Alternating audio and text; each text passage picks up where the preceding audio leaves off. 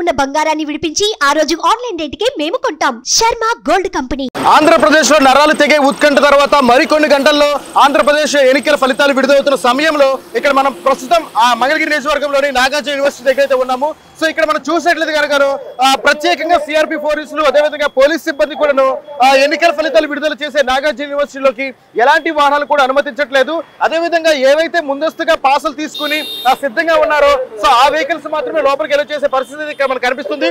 So అదేవిధంగా ఇక్కడ ప్రతి వెహికల్ కూడా చాలా క్షుణ్ణంగా పరిశీలిస్తున్నారు. సో ఇక్కడ మన విజువల్స్ లో చూసినట్లయితే కనుక ఏ పాస్ అయితే ఉందో వారిని మాత్రమే లోపలికి వెళ్ళి చేసే పరిస్థితి అయితే కనిపిస్తుంది.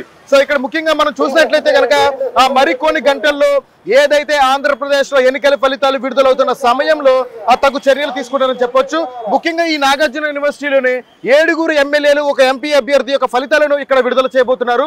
సో ముఖ్యంగా ఈ నియోజకవర్గంలోనే మంగళగిరి నియోజకవర్గం చెందిన నారా లోకేష్ యొక్క ఫలితాలు కూడా ఇక్కడే విడుదల కాబోతున్నాయి. అదేవిధంగా మురుగుడు లావణ్య గారు, నారా లోకేష్ ఫలితాలు కూడాను ఇదే నాగార్జున యూనివర్సిటీ నుంచి విడుదల కాబోయే సమయం అన్నమాట. మరికొన్ని గంటల్లో ఏదైతే ఆంధ్రప్రదేశ్ లో ఎన్నికల ఫలితాలు విడుదలవుతున్న సమయంలో ఇక్కడ ఎన్నికల అధికారులు కానీ పొద్దున్న తెల్లవారుజాము నుంచే ప్రత్యేకమైన చర్యలు చేపట్టి ప్రత్యేక చర్యలు చేపట్టి వారికి అవగాహన సదస్సులను ఏర్పాటు చేస్తున్నారు. ముఖ్యంగా మన విజువల్స్ లో చూసినట్లయితే కనుక సిఆర్పి పోలీస్ సిబ్బంది గాను అనేకమైన చర్యలు తీసుకుంటున్నారు. అదేవిధంగా తెల్లవారుజాము నుంచే అందరూ కూడాను వాహనాలు తనిఖీ చేస్తున్నారు. అదేవిధంగా ఎలాంటి అవాంఛనీయ సంఘటనలు జరగకుండా ప్రత్యేకమైన నిఘాను కూడా ఏర్పాటు చేయడం జరిగింది.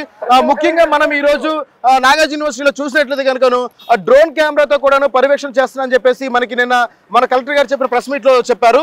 సో ఇక్కడ ఏంటంటే ప్రత్యేకంగా అణువణువున బార్గేట్స్ ఏర్పాటు చేశారు. అదే కాకుండా మనకి ఎటువంటి అవాంఛనీయ సంఘటనలు జరగకుండా ప్రతి 500 మీటర్స్ కి కూడా ఒక టోల్ ప్లాజా అంటే ఒక బార్గేట్స్ ని ఏర్పాటు చేశారు.